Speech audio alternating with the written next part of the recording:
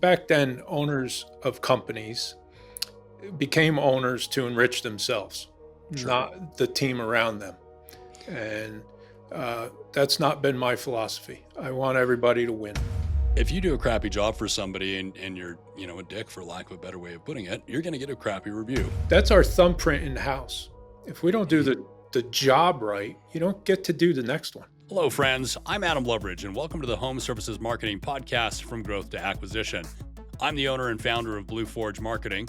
We are a home services marketing agency specializing in heating and air conditioning, plumbing, remodeling, and garage door contractors. For more information about Blue Forge Marketing, visit us online at blueforgemarketing.com. Hello, friends, and welcome to another edition of the Home Services Marketing Growth to Acquisition podcast. My name is Adam Loveridge with Job Calls, and today I am joined by Matt Pillius with Royal Class Service.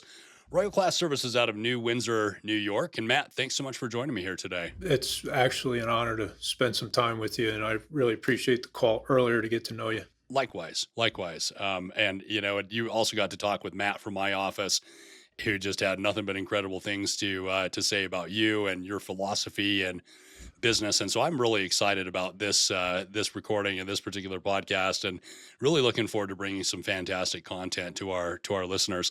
So we're going to be talking today about core values around culture, different things along those lines. But before we get into that, Matt, what I'd really like to do is have you take us back to the very, very beginning of Royal Class Service. And I know it didn't start out as Royal Class Service, but tell us a little bit about your journey, how you got started in the industry, and a little bit about your growth. Okay, yeah, no problem. Really just started out of an attitude of nonconformity. I just really was not about the traditional route, college. So straight out of high school, tried college for a few months and really just didn't enjoy the time I was spending there. Thought it was a waste of time to have to go to a gym class when I could be doing something useful. And I quit. I just came home one day and told my father, I'm done with this. I'm not going back. And he said, well, you better go learn a trade, boy. And he wasn't about it. I wasn't going to sit around. And through family friend, I was able to land a job with a local plumber here who was an absolute craftsman. It was a sense of pride for him every day, the work we did and how it was done and how he treated the team and how he treated the customers. And it just translated really well to me. I found it very artistic. And what we were able to create and it respect what we did. And I just loved it. I fell in love with it. I thought I would die in the first few months of the job. It was winter. It was, end of 87 into 88. And it was just cold as hell. And I was carrying cast iron pipe and cutting things I'd never cut before in my life. And I was out of breath and just dragging ass. And I didn't know what the hell I'd done to myself, but it turned into something I just loved. And through that, the journey continued. And unfortunately, I didn't stay with that employer more than 4 years because of some money. I was offered a dollar more an hour at a new shop. And for $1, he let me go. And that's a mistake on his part, and something I learned to not let happen to me. As later in life when I became an employer, people need to make their money, and just because and it was always back then. Owners of companies became owners to enrich themselves, Sure. not the team around them, and that's not been my philosophy. I want everybody to win here. So I think back then too, we didn't have the same level of understanding or authorship around business and culture and how to develop all of that and the value of employees. And it really was more of a rank and file, system back in the 80s. Oh, without a doubt. I mean, I started that job for $3 an hour. I mean, when you think of the money, and I left it at $7 an hour, and I can't even imagine that today, but it's really what it was. And There was it was a small group, so there were four guys in a shop, included the owner. He worked his ass off, and he was part of everything. But there wasn't any career path. Right. The career path was you were going to become a great tradesman, not a service manager or a general manager or a marketing manager or any of those things. They didn't exist in the small shops. You were going to become a great tradesman one way or another. And if you had it in you, and Sure. that really became the value of my career path. And it's highly important to us today. As I run this company, our workmanship is really still second to none, and it's our brand. That's our thumbprint in the house. If we don't do Mhm. the job right, you don't get to do the next one. And Right. that's unfortunately not the case in some of the higher scale companies out there. They're about the volume. They're they're siloing their technicians into single trade. They're making them maintenance technicians or tune-up techs, and they're not teaching them anything about drain cleaning or maybe water treatment as well. Or they'll teach them just drain cleaning and they won't know the first thing about an air filter. So I don't like what the trade is doing in the larger shops to just really trigger the bottom line better. They're not building better craftsmen, that's for sure. It's interesting that you bring that up because I think that we see that quite a bit in all sorts of businesses that we talk to. Certainly, predominantly in HVAC, I would say. It feels like plumbers are a little bit more broad based. In my experience, they have to go through maybe a little bit more education, especially to get to that master plumber certification. At least that's the case in Utah, I know for sure. But I see it commonly where in heating and air conditioning, you've got your service techs and your install, crews, and they start them on the install crew because to actually learn how to diagnose a system and all the different things that can go wrong there, it's a lot of training. Yeah. Oh, it's a ton. Yeah. And coming back to a very interesting point, I'm a big proponent of the blue collar workforce. But growing up in the 80s myself, and I'm a few years younger than you, but less than a decade. Let's put it that way. The common thing at the time, and I'm sure that this was true for you as well, was that there was this big push away from the trades. There was a big push away from manual labor, and it was everybody, my parents, and I know this is very true for a lot of people, encourage them to go out and be doctors or lawyers or, work a job that you're sitting at a desk essentially, because that was the better path. And I think it's really funny that you now come full circle a decade later or, almost a couple decades later now, I guess at this point. And, and all of a sudden plumbers are making more money than most doctors and lawyers. Because the demand didn't change. With none of the debt, Yeah, that's that's exactly right. That's yeah. exactly right. And so I think that we'll see a full circle coming back to where the trades are a lot more valued. They're maybe offered in high school, things along those lines. And at least that's certainly my hope. But having been in the industry for a while now, at least working with a lot of HVAC and plumbing companies, I know that the number one challenge is always hiring. How do we meet demand? And I see a lot of companies training guys from the ground up. And I guess maybe just to kind of talk a little bit more about that, how has that worked out for you in terms of your growth? Have you been able to go out and find people that just inherently know what they're doing, or Oh, have you had hell. to build them as employees? I think I have to look at it a few different ways. I've had really brand new green people come. I have a guy that's with me 23 years, and he worked as a cabinet manufacturer before becoming a tradesman. His ability to adapt to what he's doing is just incredible, and he's a craftsman. He's an artist himself. So it was just who he was. I've also grabbed guys from maybe a competing large shop, and you think, oh my God, he worked at XYZ. He's going to be phenomenal. Mm. And you can't wait for them to leave, right? Because they just are not an ideal fit for our brand.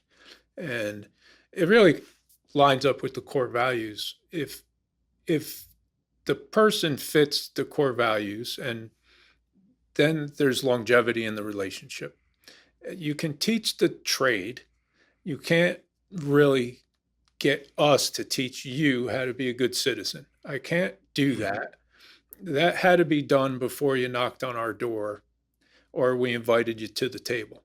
And, that is where our core values really guide the business. And if, you have a good sense of core values in your business and they are yours, you're truly your true core values, each of your team members possess them, is what I think you find. And the ones that don't, it doesn't last long.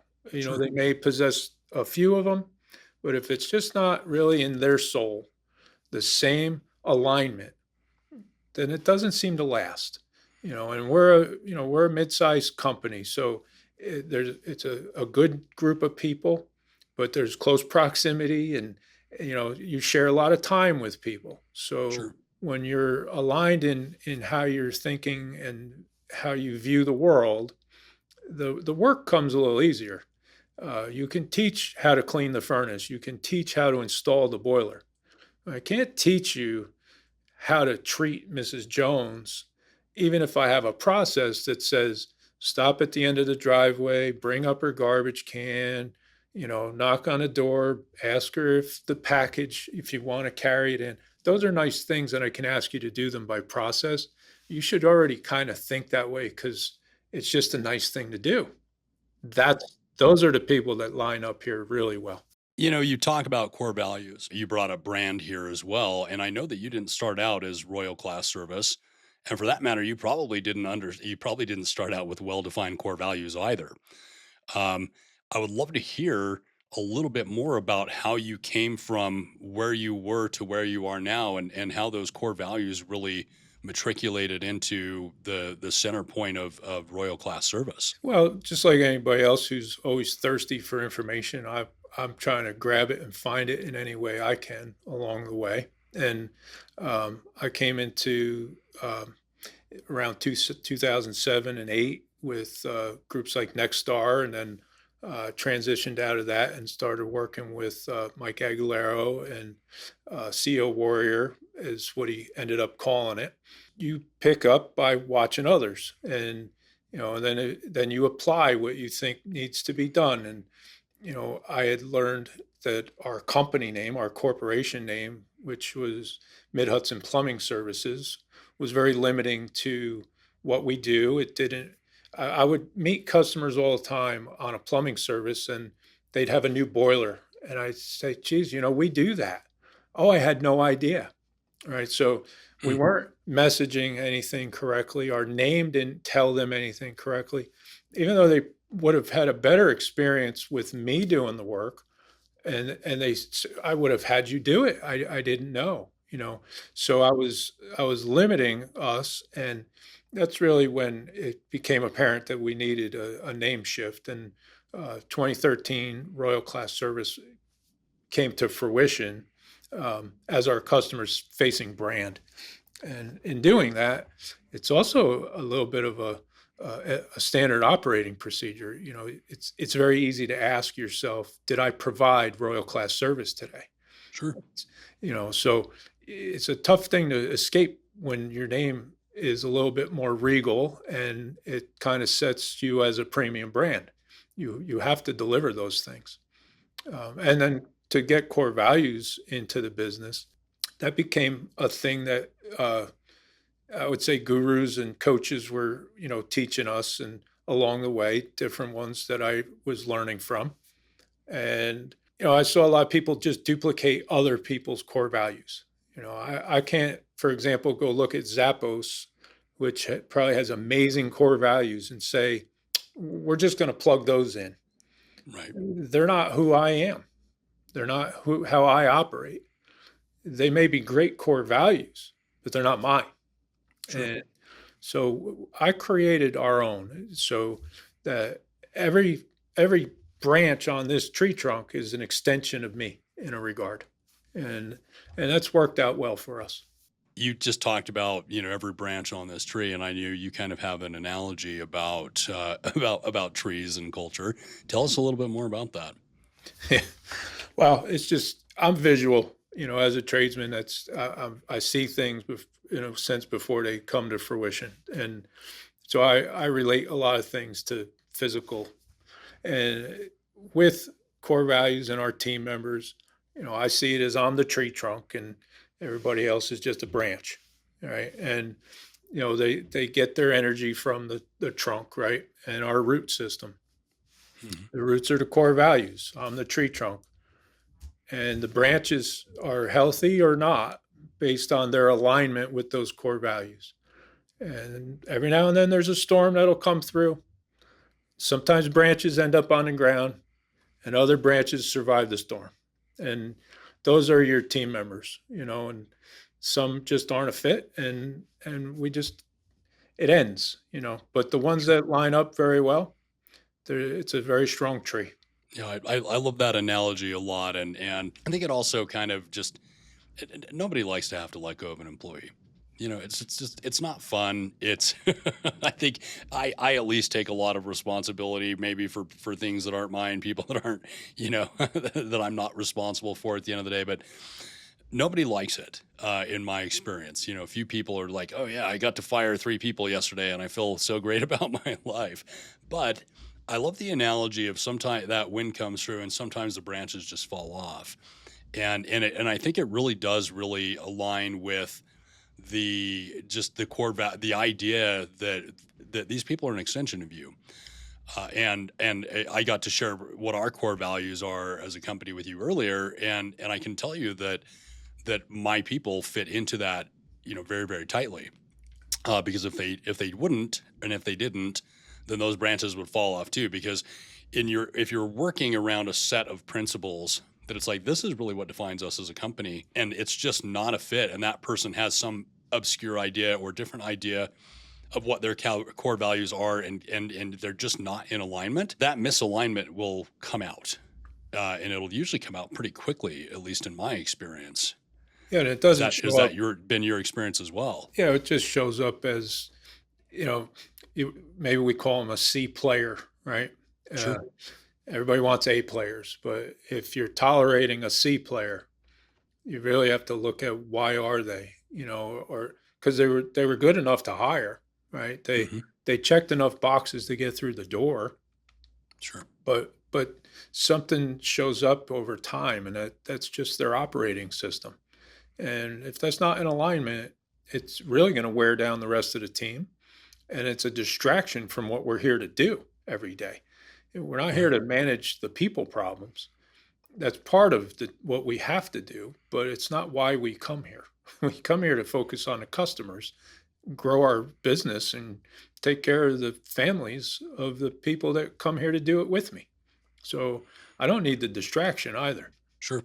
Well, one of the things that I appreciate about what I've been listening to you say too is, and you alluded to this, I think that there's a lot of large companies that have really hit the throttle on growth, and in so doing, have to hire a lot of plumbers, a lot of HVAC technicians, and they're not necessarily qualified to do the job all that well. And I say all of that to say that craftsmanship and true craftsmen, or maybe craftswomen, at this point too, because we're seeing, the female population start to come into the trades at least a little bit here as well. I love seeing that.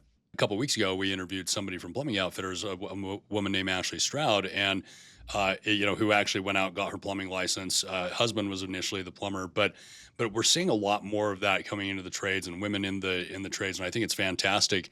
But to kind of circle back to where where I was really going with this is that I feel like the true craftsmen are a dying breed, and I'm wondering, is craftsmanship one of your core values? It's a must.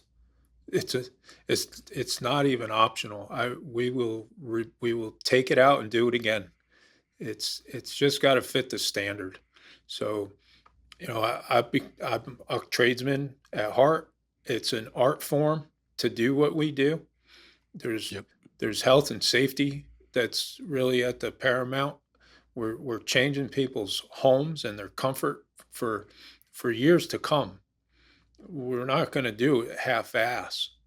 Just that's just not part of the formula here at Royal Class Service. It wouldn't fit the model, right? Yeah. Yeah. Yeah. So Well, and I applaud you for that. I think you're unfortunately a bit of a dying breed when it comes to that. And I think the trend in so many areas that I've seen is profit before craftsmanship or profit before customer service. And I think you talk about customer service, right? And the fact of the matter is that at least, and this is just my, the Adam Loveridge philosophy on things, but customer service is less of an issue if you just do a damn good job yeah, in the first place. it's less to manage if you just handle it right to begin with, right? Absolutely, absolutely. It's we and then of course if something does go wrong, you just fix it, like you Just said. handle And it. I Just yeah, handle it. That's yep, it. Really, I think contracting is a lot easier than most have made it. We want so many jobs in backlog, and then now all of a sudden you're skipping over people, and you're not doing the right thing, or you're skipping over permitting, and you're creating problems for people down the line. And there's a delicate balance to having the right workflow and the right amount of permits that are already filed and issued, and keeping everybody busy. But at the end of the day, we're responsible for those things. The customer's unaware of those things until they become a problem for them down the line when they want to sell that house, right? right. So yeah, just check the boxes. You'll make your money. Well, and you'll if nothing else, you'll make it in repeat business, and having those clients for life too. I think. Well, that'll show up today, and marketing is your background. You know the value of a Google review, right? Or Sure. a Yelp review, or a Facebook review. I mean, the people get to talk differently today. When they're upset, they tell 10 people. When they're happy, they tell nobody, right? For sure. Well, it's not exactly true anymore because of the anonymity of being able to tell the world. They tell people when they're happy, but they're more than happy to still tell them when they're not happy. Oh And yeah. and it goes a Well, lot further today when they and do. absolutely, and they'll tell people when they're happy. Also, if you ask them to, that's that's the other thing, right? Is that that bad news travels fast. I think is still a very a really strong truth because if you do a crappy job for somebody and you're a dick for lack of a better way of putting it, you're going to get a crappy review. Yeah. But you can go in and do a good job, and people don't really think to necessarily run right out to Google or run right out to Yelp or run right out to Facebook and go leave a review. But if you have a campaign that asks them to do that, and we find that text message, of course, works probably better than anything. Well, let me take that back. Text message works secondarily best to you as a technician, you as the plumber, you as the HVAC guy, standing in front of the client saying, "Hey, on a Just ask. scale of 1 to 5, how was your service today? 5, would you mind leaving us a review on Yelp? Right? Would you mind leaving us a review on Google? And then let me show you how to do that." Yeah, that's something it, I'm glad you said that, because our guys, we've talked about it as a team, and we don't spiff anybody for a review. Um, Actually, my guys wouldn't allow it. They feel as though that's a little wrong, right? They're like Sure. being ethically bribed to ask a customer for a review when they feel like they should earn the review.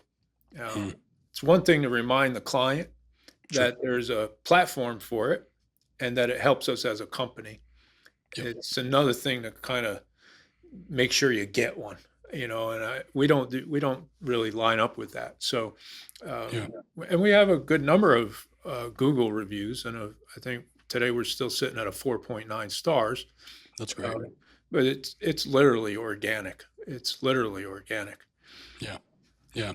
Well, it's interesting too, and I'd like to kind of come back and talk more about marketing here in a second too, since you brought it up, and it's still part of the topic of this podcast anyway. But earlier we were talking about AI, right, and this whole trend of AI, chipping away at Google, frankly, or just chipping away at search in general. And it's interesting because you talked about Yelp and you talked about Facebook. And I think sometimes companies get in this myopic focus of, well, Google is the kingmaker.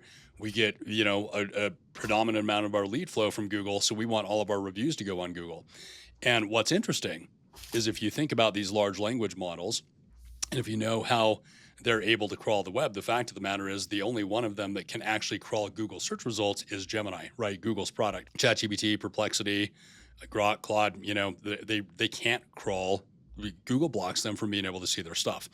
And that could be a mistake on their part, if I'm being real about it, at some point in the future, and only time will tell. But I say all of that to say that if you go on to ChatGPT and say, who are the top 5 companies in New Windsor, New York for HVAC, it's going to go through and it's going to look at a variety of different things. But the predominant citation that will still pull up is going to be Yelp. And people skip Yelp, I think, a lot of times because their review filtering can be challenging. They're a little They don't. difficult to work with. Yeah. They are. But man, if you talk to the Yelpers, they won't use anything but Yelp. And what I know too from a marketing perspective, or at least a more direct advertising perspective, is that we get a higher ROAS, return on ad spend, from Yelp than we do from Google. And I think it's just less used. There's more volume available for HVAC contractors, and because it is more difficult to manage a reputation there, and get those reviews on Yelp, because they've got to be active Yelpers essentially to be able to get that review to stick.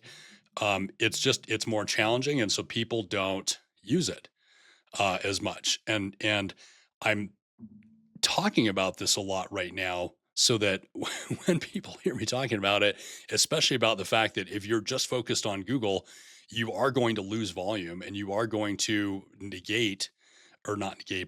really ignore, if you will, these large language models and AI agents and the impact that they're going to have in search. And so I'm really glad that you brought that up, that, hey, Facebook is still important. Yelp is still important. Having a distributed reputation online is still very important. And I've fought like hell to improve our Yelp rating, because Mhm. they do have some rules that I don't think the rest of us understand.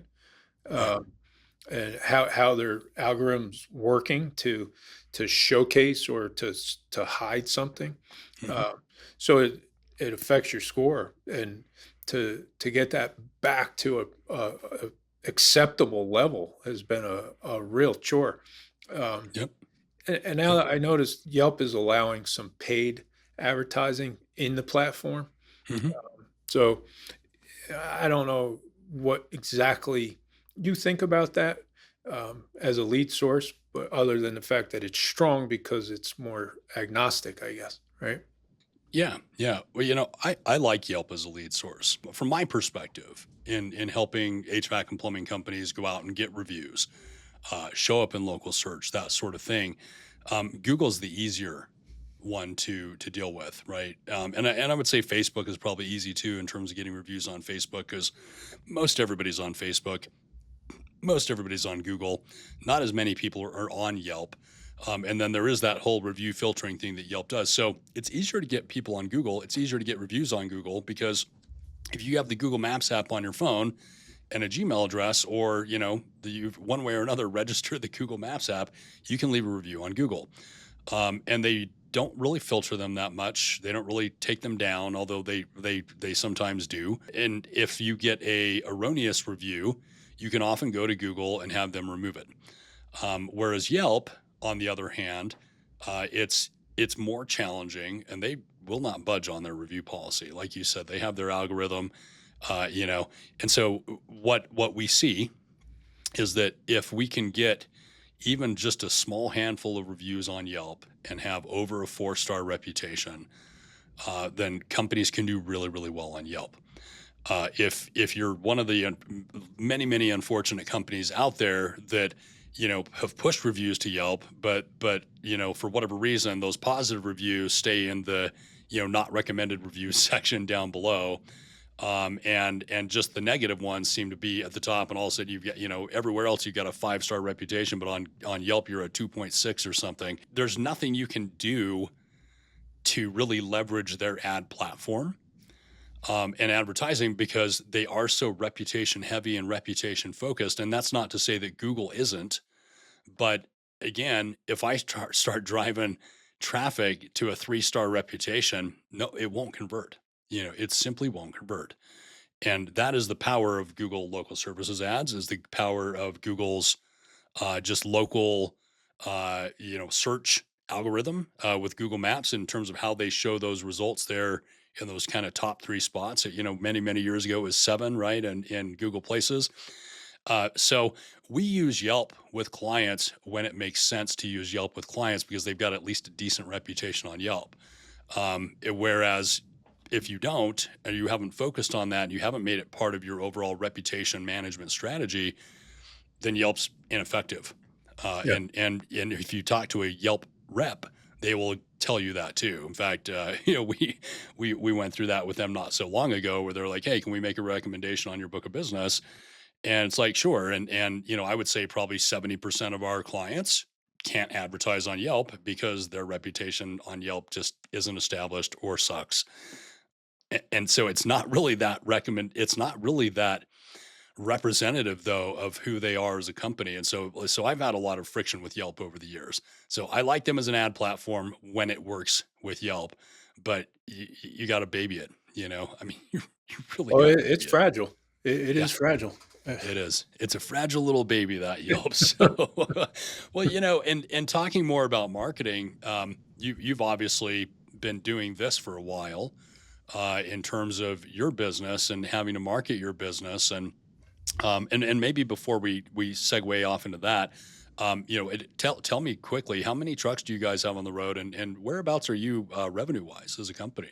We're 5 trucks and an install crew. Last year finished out at 3 and on target for 4 this year. Okay, fantastic. And so, what has your marketing journey looked like then, and what do you find are maybe from the early days, maybe you guys were starting out in the yellow pages. I would imagine.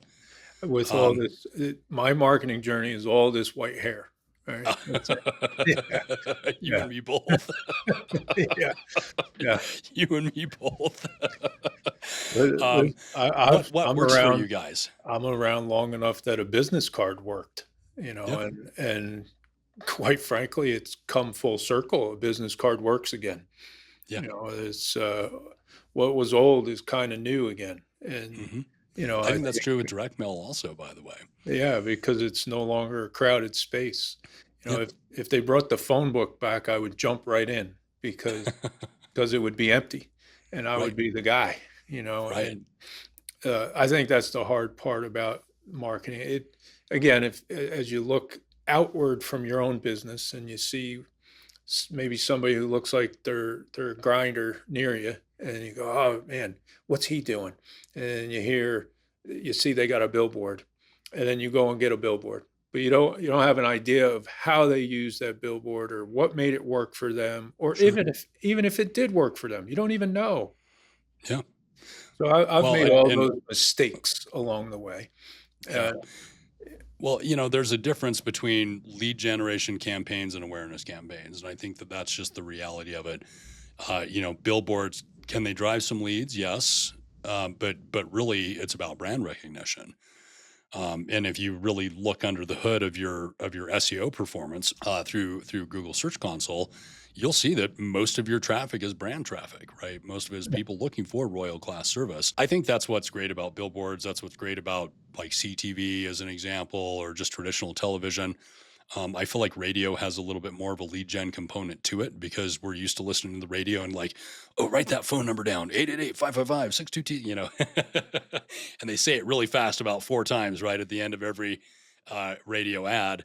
But in a conversation I had recently with a plumbing company owner, they had rebranded their trucks and didn't even put the phone number on the truck just the because website, just the because website. nobody calls it. Yeah.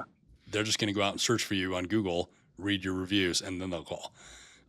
And so, they're these. I don't know if that's true actually. Don't you?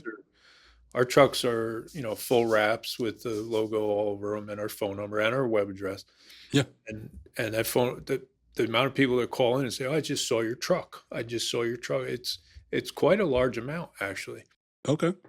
Do you track, are you tracking those calls through a separate phone number, or are they still going out to Google and finding you and calling your Google number? Yeah, it's a separate phone number, and Okay. we are Service Titan customers, so we have a lot of different numbers on different campaigns, Sure. whether it's direct mail or the billboard or the radio ad. It's all being funneled into Service Titan. Right. Uh, Service Titan being Service Titan, I trust the data a little bit. Not, you still got to dig in, Sure. but Well, and yeah, you're still going to just get crossover from campaigns one way or another. yeah. I Everybody think. likes this. There's a lot of talk about attributed revenue. Mhm. I've done a mail campaign recently, and they get a lot of traction out of attributed revenue, but the ROI is lower. And I understand that because we're mailing the existing client list. Right. So, it doesn't mean the card didn't work. It just, the card worked with somebody I already knew, right? Sure. So we woke somebody up, Yeah. basically. Well, you bring up a very, very great point too, and it's something I talk about a lot that I think gets glazed over often, but it's lifetime value of those customers. And coming back now full circle, I think, to those core values, that along with some strategic marketing, I think is what really does improve the lifetime value of those clients at the end of the day. Well, and multiple trades. If we're plumbing, heating, cooling, Mhm. drain cleaning, water treatment, you know, can I get a little fence around them? What else can I serve them that keeps them here rather than going outside of here to find, their next repair? If it's something we offer, we have to make them aware of that, Right. so that we retain them. Uh, what you don't want to do a lot of is acquisition, right? We don't want a lot of client acquisition. That's very costly. I'd rather have the retention campaign and keep the customers. We need to meet new people all the time, but a larger percentage of who we work for are already our customers. Well, I know that's especially true in HVAC because that the equipment goes down, and if you've done a good job for them and you put your sticker on the on the unit, of course, or on the furnace there, then they're going to come out. I suspect you guys probably have a lot of boilers and other type Yeah, systems out there, yeah, we do. other than forced air. But all the same, I know that is definitely true in HVAC, and we see that in plumbing quite a bit as well. But I think to your point, and I think that this is a really solid gold nugget for your contractors that are listening to this that are so focused on the front end. The real money's in the back end. The the money's really in having a big back end at the end of the day, because obviously pay-per-click costs on Google just continue to skyrocket. Well, 5 years ago, 6 Adam, years ago. Yeah. what about just the cost alone? But right now it's HVAC season, right? We're Yeah. sitting in June. Yep. In New York today, it's 75 degrees. Wow. It's June 13th. That Yeah. should not be happening. Nope. So I'm surrounded by private equity guys with Mhm. endless marketing budgets. They don't care how they get leads, they just need them, right? Yep. Yep. So what they're going to do is, as you well know, they're going to spend like insanity. Oh, They'll yeah. they'll destroy any budget I have to acquire a customer through a paid click ad. That's out of the question for me. Right. So if I can't really compete with them there, so I have to find the place that they're not looking. And Mhm. for me, that's just keep the people I got. Yep. Right? Do the Yep. right thing by the people that are already here. Don't want them out in the marketplace. Yeah. No, I completely agree. And I've had some experience with private equity, as you're aware, and we noticed that when one of our clients got purchased. um it was interesting because they got bought, we got fired. About 6 months later, they brought us back through the door because the marketing wasn't performing as well, and this PE company was all of a sudden worried about their EBIT, right? Their return on investment from this acquisition. And it was interesting because toward the end of, I guess, 2023, We had been working with these guys again for about another 6 months, and they asked us to come in and do a full audit of their marketing, right? So looking through Service Titan, pulling all the different campaigns, and they had, I would say, probably about 15, right? So they were using Goodser and buying leads. They had direct mail. They had billboards. They were doing traditional television. They were running pay per click. They were running LSA. And I love private equity for this because, as you've kind of alluded to, they're just not that creative. It's like we'll just throw money at it and push everybody else out, and then they're winding up with $600-700 leads. And that was what we actually saw, is that when private equity came into this particular group, and I'm not going to name them because it's not my job. I'm not trying to create enemies here, but what we noticed was, first and foremost, their SEO campaign was still operating at about 60-1. Because, all things being equal, if you do SEO right and people are finding you organically, there is no cost really, other than maybe what you spend for a marketing company to help keep you there on a regular basis. Or if you're doing it on your own, great. So we find that outside of word of mouth marketing, that SEO and search, organic search tends to be the most profitable, highest return on investment marketing channel. But what we saw, though, is that when they came in and just started flooding this, this area on PPC, they more than quadrupled what this company was spending in pay-per-click, and they were averaging only about a 2.5-1 ROI, return on ad spend. And then you've got to consider too that if the core values of this company that's now been taken over by PE, and a lot of the players that were there before have left the bus, they're not going to necessarily have that same level of repeat business, because the clients will feel it through the team members. Sure, the and whole the culture upgraded changes. pricing. The whole Yeah. culture will change. That's really- exactly right. That's exactly right. And that doesn't mean that it has to, but I think that's not what most it does PE, have I think, is thinking about. It does, Adam, because the whole mission changes. The whole Right. mission changes. The whole company purpose changes, and there's nothing they can do about it. It's their culture now. Yeah. You know, Yeah. I've seen this in my market, and it's not great news, and I'm not going to give names either, but Sure. I've seen where they can literally afford to stop everything. They gut the place. It's like everybody jumps off because everything changed. We don't like this. I don't want to do it this way. They're making us do this. They're changing our bonus. They're changing all this stuff changes so Right. rapidly that the good people that developed the company into what it is, they leave. Right? Yep. There's an exodus. They can afford to sit and wait it out and not serve clients until they put people into the systems and processes that they want. And now they don't have any pushback or feedback from the team because they're newly hired. This is the way we do it. They just accept it and they move forward. Yeah. And then they surge. But they dismantle everything that was there that created it to begin with. And they claim that it won't happen. But I've now surrounded by them. I'm surrounded by them.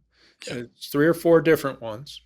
In our market here, there's not many left that are really grinding it out with a family-owned operating team. And I have a lot of exposure to what that looks like in the marketplace. Sure. Well, I think it brings up an interesting point, and I think I probably don't even have to ask this, but would you ever consider a strong offer from a private equity company? Well, listen, I mean, I spent my lifetime doing this. If that offer, the time came, or my life was aligned with it, I mean, it has to go somewhere. It's Sure. not that it's not an off the table conversation, but it's not my current position. I'm here to build and develop a company that outlasts me, and the possibility of that being company and team member owned is a possibility for me also. These are all things I look into regularly because, past myself, the people that are here would still need somewhere to be. So that's important to me. Yeah, yeah, I completely agree. And I think that's where those core values again come back in, right? And I don't haven't gone through all of yours, but one way or another, the thing that I can certainly impart in my conversations with you thus far is that your people matter to you Yeah. Yeah. tremendously. Listen, I say the people are the solution and the people are the problem. I say that all the time. Yeah. That's totally fair. So what and since we're talking about all of this and talking about marketing anyway, or what other scrappy ideas have you guys been able to implement or come up with is stuff that the PEs just aren't thinking about? Well, I don't think that you have to be all that scrappy or creative to really get around them. Hmm. You really can just be old school mom and pop to really do that. It doesn't take a lot of creativity, to be Yeah, honest. yeah, And one of the problems that I've had is we're starting to look like them, right? As we scale, as we're getting bigger, yeah, as there's more of a brand presence for us, that is a risk, as in my eyes, because we're starting to look like that behemoth of a corporation, um, which kind of resembles them, right? So, sure. to be different, I've gone old school. I've gone back to the Chamber of Commerce in person and stand up in the room and make my face known. We're going to do community day. Not that they won't have a booth, but I'm the guy. Like you can't Right. get better than I'm the guy, right? Sure. Sure. Everybody wants to have the guy, but it's still me. And Right. so old school is really the way to go. Well, I completely agree, and it's really about you as the founder leading the charge. I think and this whole founder-led marketing concept, I really think is the difference that you can continue to portray your value in a sea of PE. As you put it, right?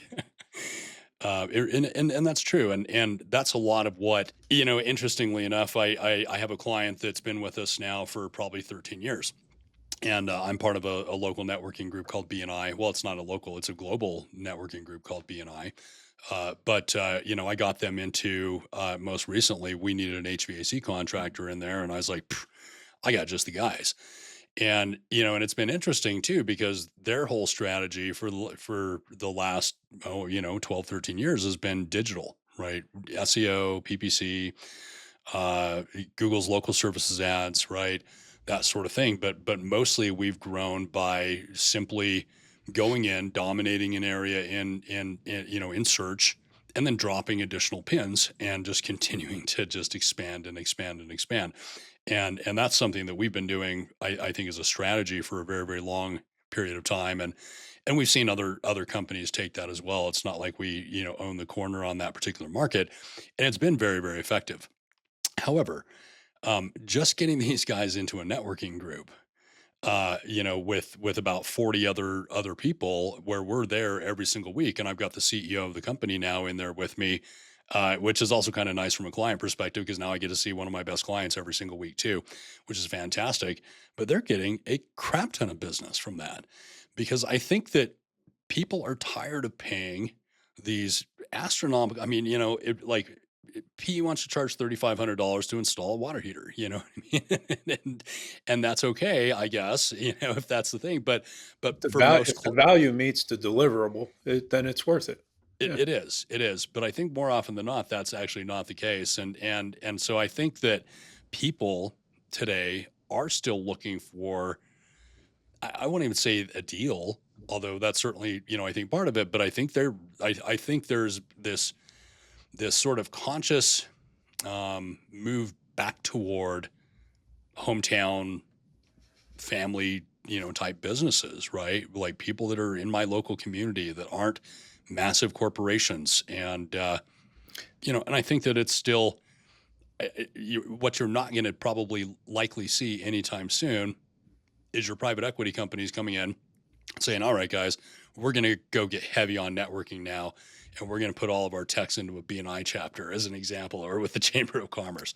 They just don't think that way. And it Yeah. really is just to throw money at it, push everybody else out of the marketplace, make lead prices so expensive that nobody else will actually contend with us.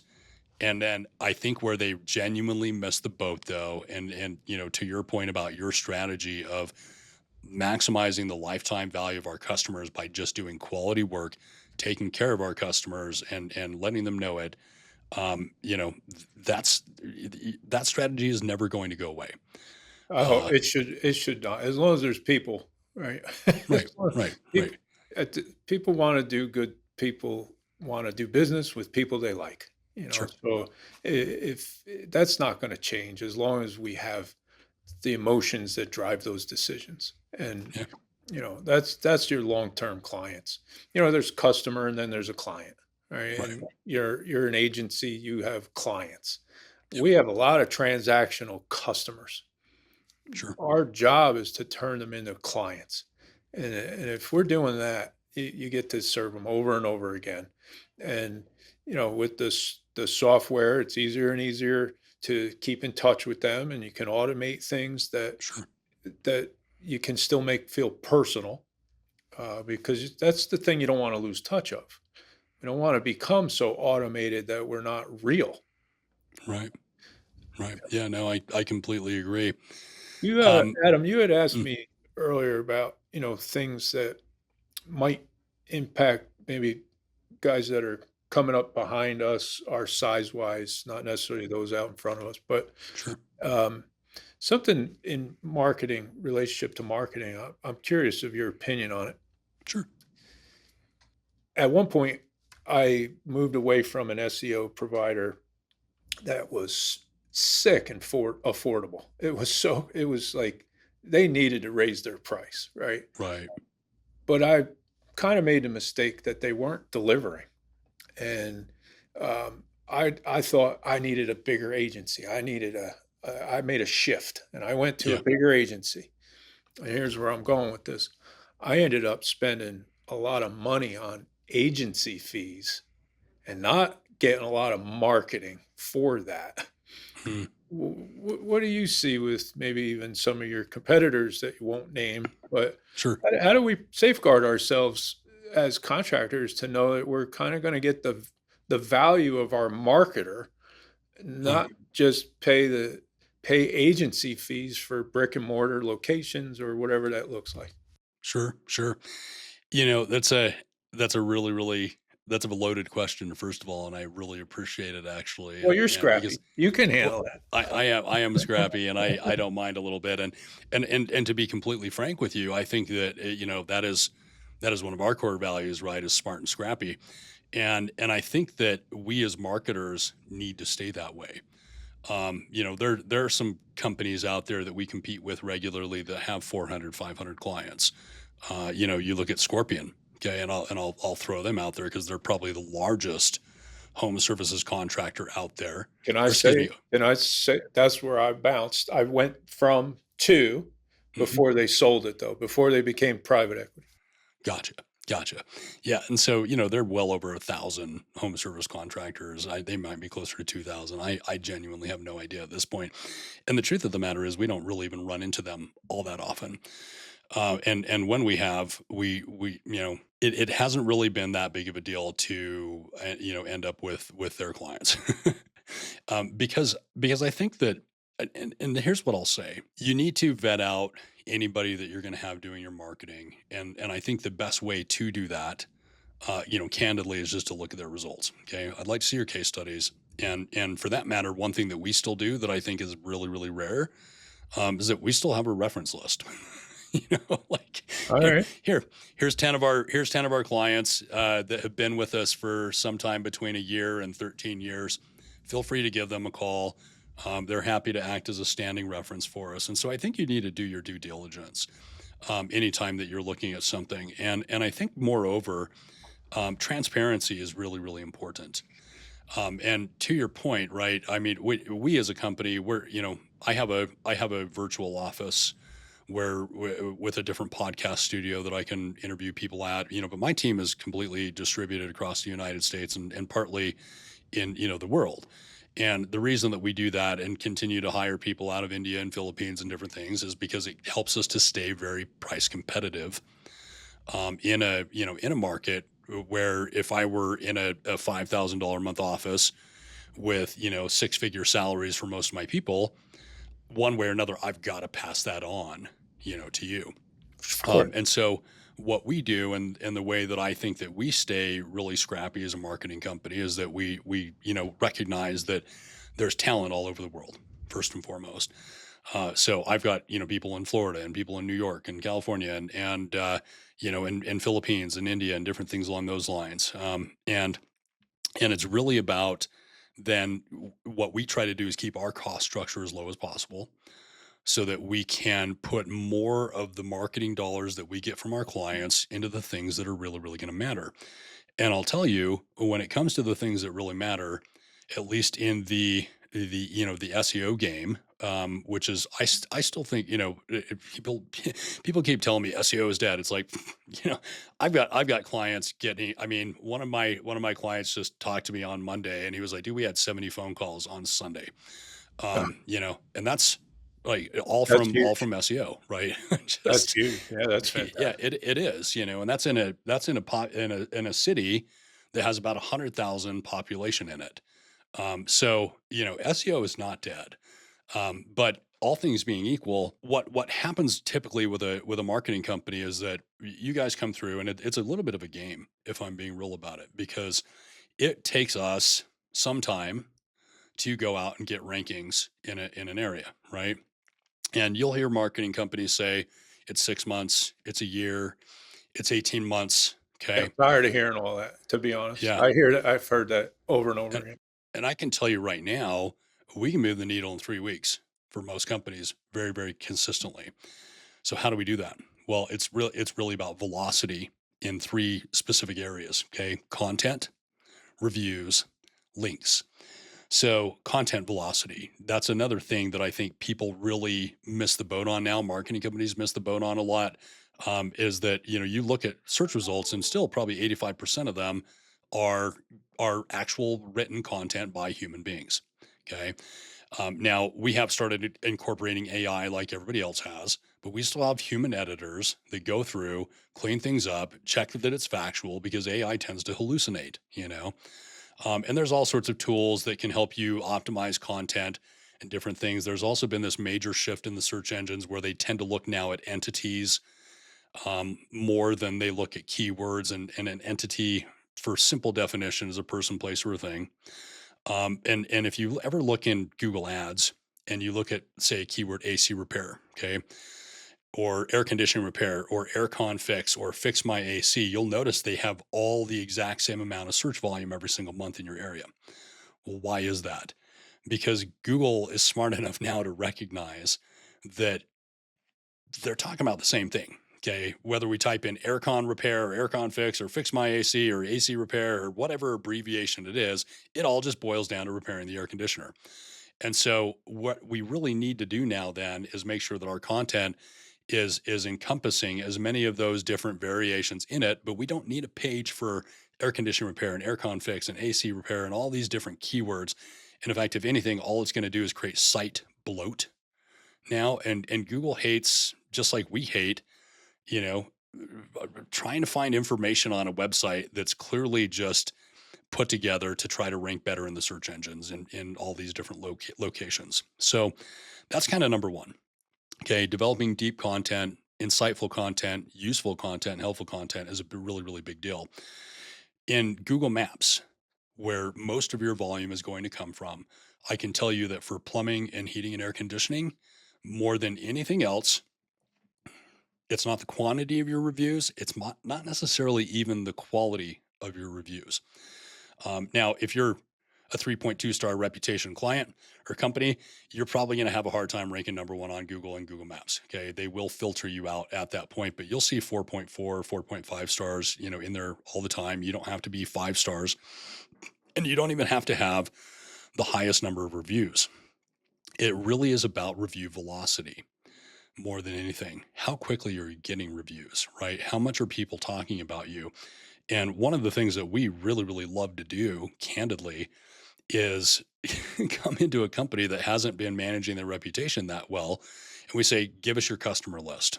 Okay. And, if they're like you and they've been around for a few decades, they've got, 4, 5, 6,000, 7,000 people that are in these lists.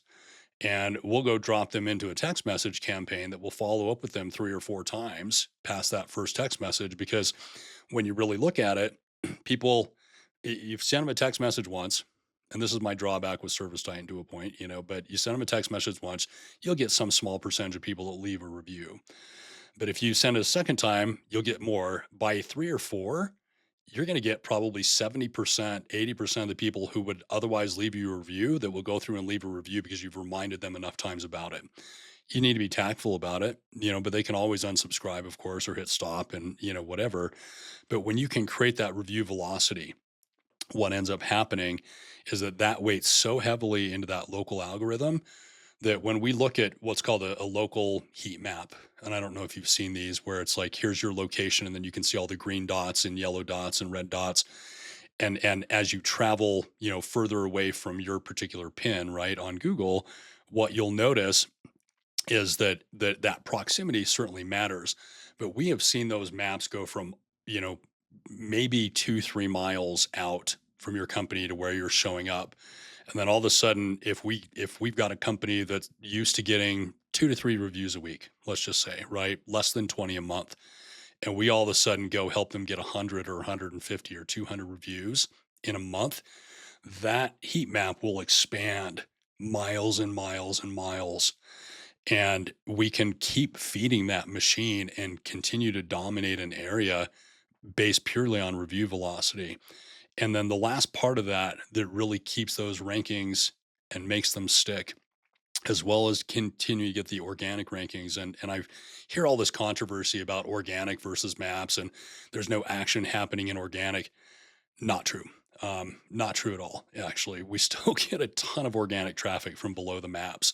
But when it boils down to those organic positions and also the maps positions too, link building and more importantly, link velocity is the thing that really makes a difference there. And so the game then becomes, okay, setting proper expectations, and all things being equal, let's say that our SEO fee is $2,000 a month. Okay. So $24,000 a year. And of that $24,000, we might take 40% of it to put into link generating activities. Okay. So 40% of 24,000, let's call it $8,000 in a year. Well, where this becomes problematic and why marketing companies are typically saying, hey, it's going to take 12 months, it's going to take 18 months, it's going to take whatever that long time frame is because we have to work within the budget more often than not that our client has, and send links as a proportion of that budget so that we're obviously still maintaining a margin and everything else. Now, obviously that's harder to do if you've got big offices, big staffs, things along those lines. But my point very simply is, if you came in as a company and said, here's $24,000, get me rankings as fast as possible, we would do exactly what I just said, but we do it in 3 weeks instead of A 6 year. months, Yeah. 9 months, a year. Yeah.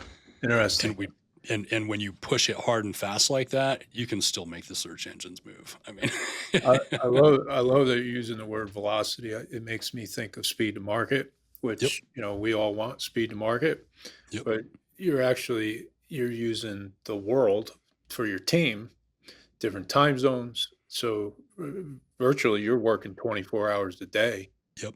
with the structure you have. So I would imagine speed to market's not a challenge for you, right? No, it's not, and we have a lot of different. I mean, there's all kinds of resources out there too. And the truth of the matter is that we pay, we pay for to build a lot of links.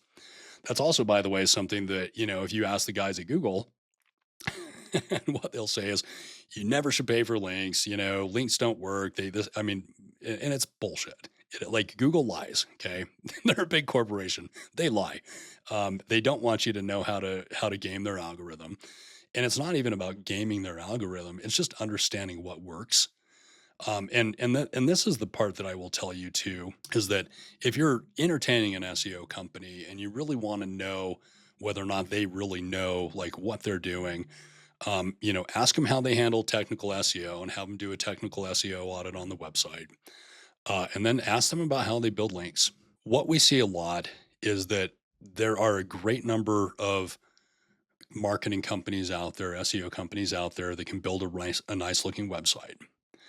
They can create optimized content using a variety of tools, and whether it's human written, chat written, or somewhere in between, great. They can help you get reviews. They can do all these things. But people who understand technical SEO, who can get into Search Console, who can look at your impressions, who can look at, all of the keywords that you're ranking for on a particular page, who know how to prune pages and do that successfully and build streamlined site content that, people who know how to minify JavaScript so that your website loads super, super fast.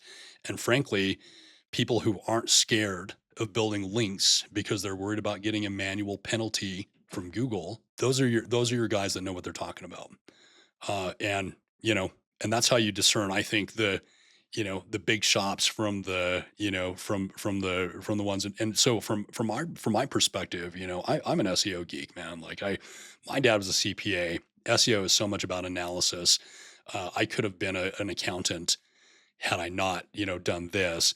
And I don't ever want to grow so fast or so heavy that level of, scrappiness and that level of, expertise that we can bring to the table gets watered down or muddled because, as I shared with you earlier, results first is our number one core value.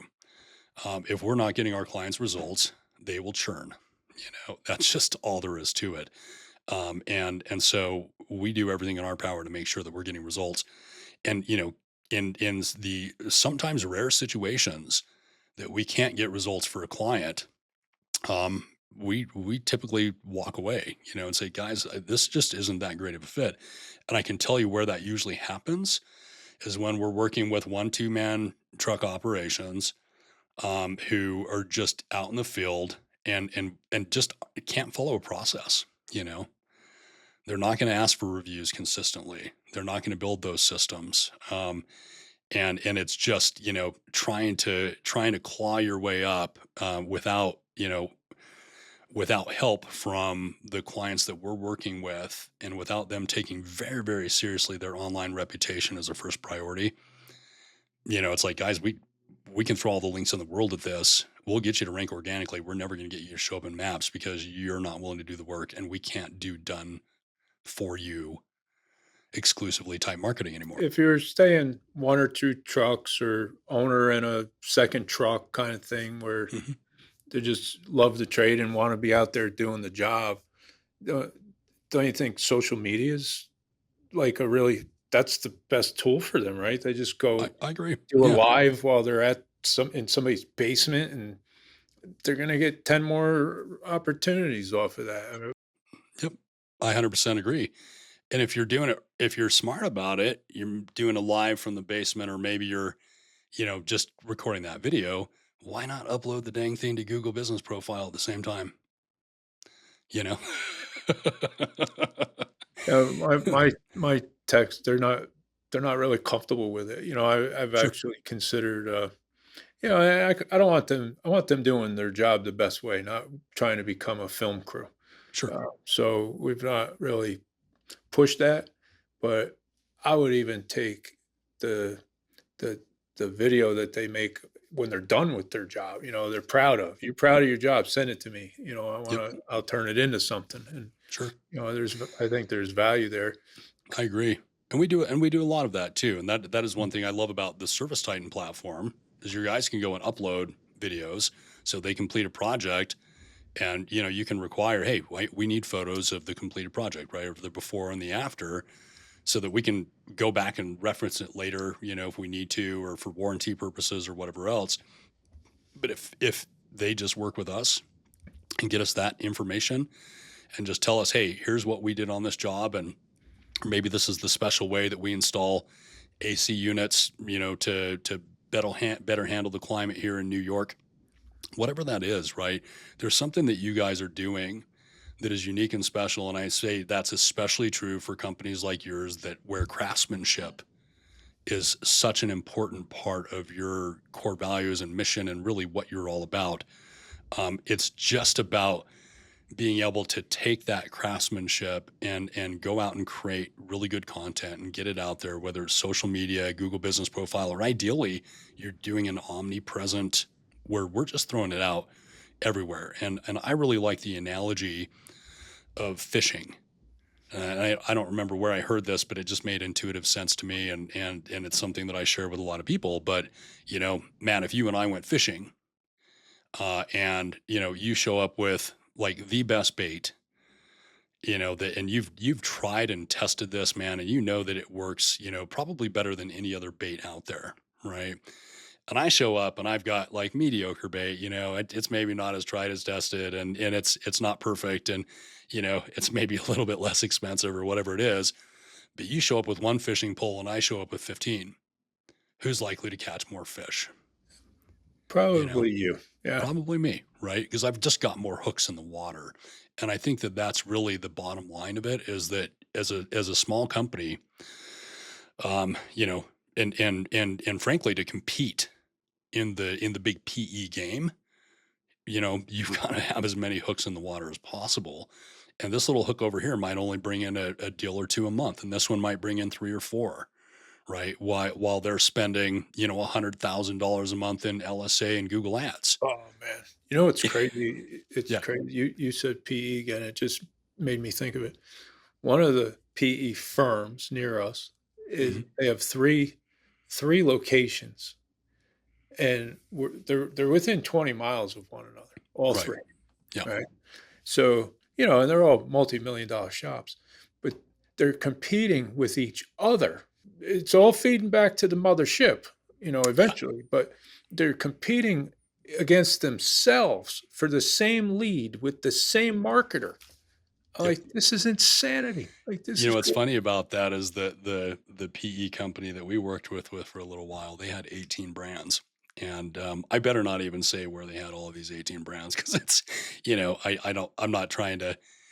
Yeah, but here's the short of it. Those 18 brands were all in a 30-mile radius of the Oh, same area. And their feeling was, and so the first thing that they did when they picked up our client is they quadrupled their ad spend budget. And it didn't produce any better.